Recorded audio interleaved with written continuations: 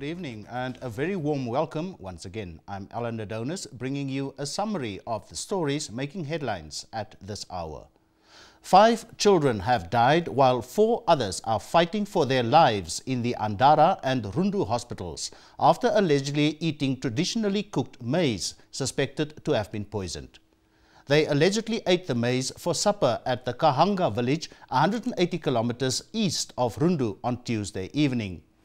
The 2 children in critical condition in the Rundu State Hospital's intensive care unit are 18-year-old Mupaye Mukenge and 8-year-old Thikambo Kathongo.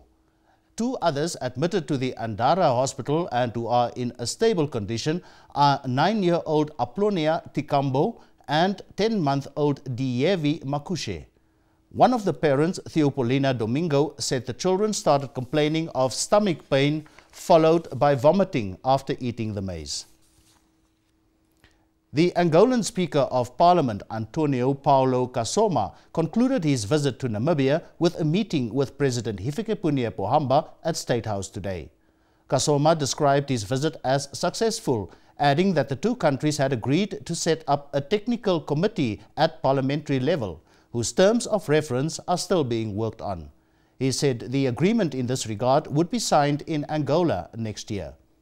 Angola is trying to develop its democratic institutions by learning from the best international practices in the law-making process. Kasoma described the Namibian-Angolan relations as unique, hence the need for the 2 countries to continue to cooperate for the benefit of their people, especially the younger generations. Meanwhile, the visiting president of the Angolan Parliament, Antonio Paulo Kasoma, has cautioned that the natural and financial crises facing the world today could have far-reaching economic consequences for Africa.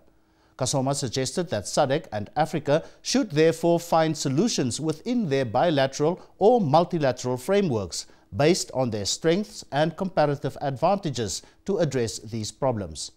He was addressing the National Assembly yesterday.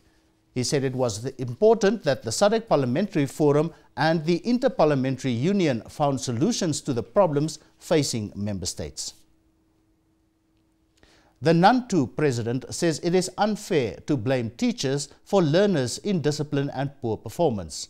In a speech read on his behalf at the World Teachers' Day commemoration at the Ukulo High School in Oshikoto region yesterday, Simeon Kadila said teachers were being blamed for children's ill discipline and poor performance.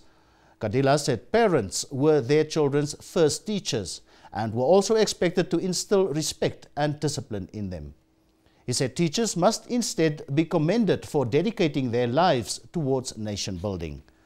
Also speaking at the occasion was Trade and Industry Deputy Minister Shekero Tuea, who urged teachers to uphold their code of conduct and professional ethics. The Works and Transport Ministry is to appoint a consultant to draft a bill of quantities to determine the exact costs of damage to private and state properties and the reconstruction of the Max Makushe school hostel block that was gutted by fire last week. The cost of the reconstruction of the hostel is expected to run into millions of dollars. This was announced by the Kavango Education Director Alphonse Dikua yesterday. A preliminary assessment made at the school level showed that 200 textbooks worth $20,000 were destroyed. 68 mattresses and another 68 cupboards and beds were also destroyed, forcing learners to sleep on the floor.